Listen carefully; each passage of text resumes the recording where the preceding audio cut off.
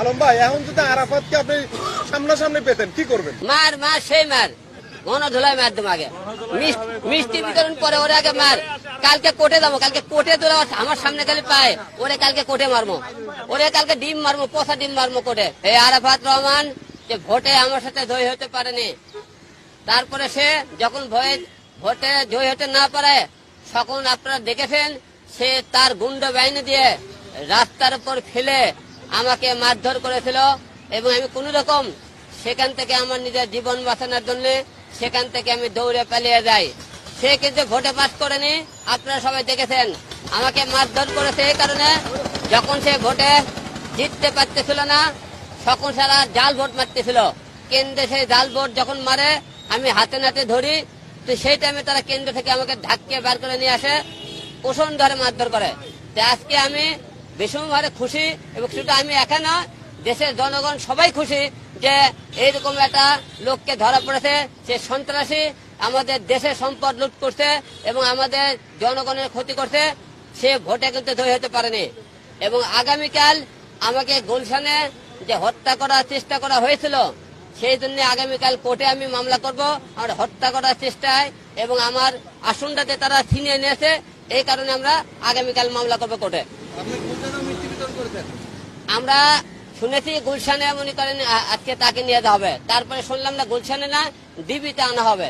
তারপরে আমরা এখানে আসলাম যে আসামি এখনো ভেতরে আছে কিনা আমি জানি না, তবে ধরা পড়ছে এটা আপনারা সবাই নিশ্চিত থাকেন।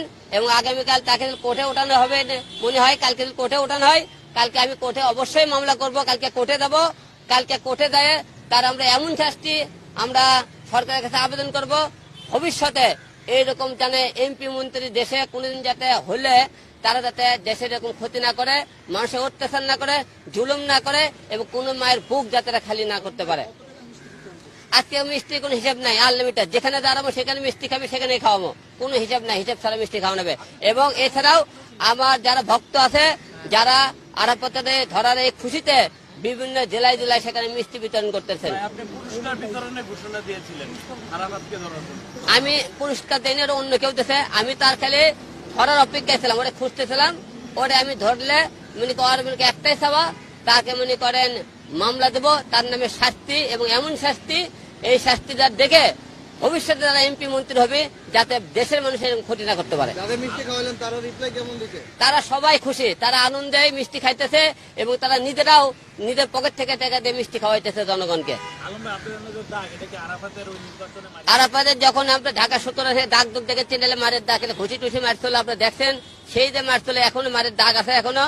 আপনি মিথ্যে কথা বলে লাভ নাই, কতটা মারধর করছে আপনি সেখানকার ভিডিও ফুটেজ গুলো আপনি টাইনে আবার দেখলে বুঝতে পারবেন তারা কি আর আমাকে মারছে। সেই মারের দাগ এখন আমার গালে আছে, দেখেন এখন দাগ আছে, আপনি দেখতে পারতেছেন।